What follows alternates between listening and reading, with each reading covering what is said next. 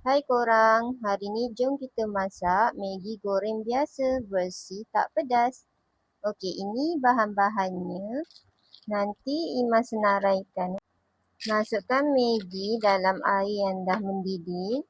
Sekejap je, lepas tu angkat dan toskan. Jangan biar sampai kembang. Kemudian panaskan minyak dan masukkan bawang merah, bawang putih yang telah kita chop tadi. Kalau yang rajin, bolehlah tumbuk.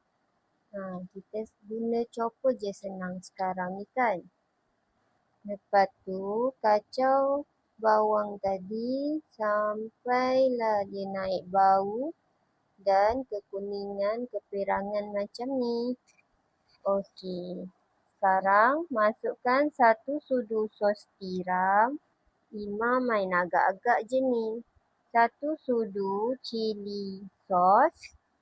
Ikutlah korang nak guna brand apa pun. 1 sudu sos tomato dan 1 sudu kicap pekat. Kalau korang tak nak letak kicap pun tak apa. Dan kita kacau-kacau.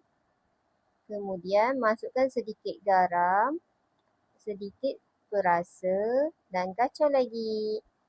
Okey, masukkan telur, biarkan seketika dan kacau slow-slow. Biar ia masak sedikit, kacau slow lagi sampailah kuning tu dah masak. Macam dalam gambar ni. Lepas tu masukkan fishball, tomato dan kacau lagi. Okey, kemudian masukkan Maggi yang kita dah rebus tadi. Masukkan sayur sawi dan carrot dan kacau sehingga sebati. Korang perlahankan api supaya tak hangit, okey? Lepas tu masukkan sedikit air untuk kasih dia meresap dalam Maggi kita tadi.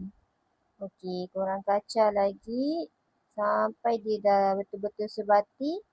Masukkan sedikit lada sula, korang agak-agak je, okey? Dan kacau. Dah siap Maggi kita. Mesti sedap. Lagi-lagi budak-budak mesti suka kan?